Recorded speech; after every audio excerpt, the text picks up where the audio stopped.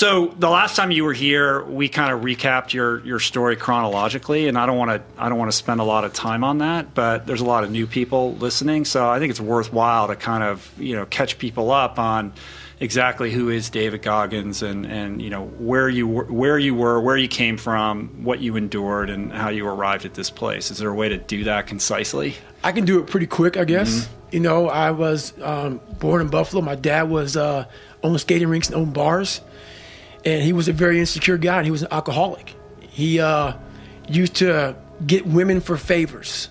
So my dad, I'm not saying he's a pimp. I always say he's a pimp because that's how I look at it. My mom said the proper way to say this is that your dad used to get women and he would exchange women for favors. So there you go. That's pretty much a pimp. He was a pimp, right? He was a fucking pimp.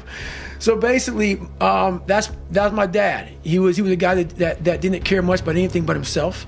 But he was kind of a baller in your community, he was a big baller. Right? Knew O.J. Simpson big time, knew all the Buffalo Bills. Him and Rick James were best friends. Wow. So we had two different sides. It was the side that everybody saw, which was the side of, this man, your dad is so damn cool, man. He's awesome.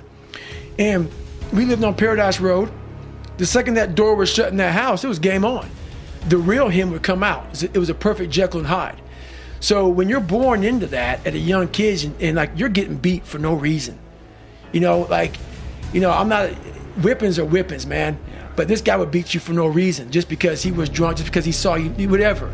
It's like kind of like an Ike Turner character. Ike Turner probably on steroids. Right. So that's who he was, and he was a perfect person for psychological warfare. The beatings were horrible, but the mind torture was the worst. Mm-hmm. He got so deep in my head as a young kid, and that really fucks up your foundation. When you're born, man, there's some sensitive years in there, man, where your brain starts to develop and starts to give you self-esteem, courage, confidence, all those things. And my dad was stripping that away from everybody. And when you see your mom, the worst thing to do is when you see your mom getting beat senseless at a young kid. Mm-hmm. That shit scars you permanently.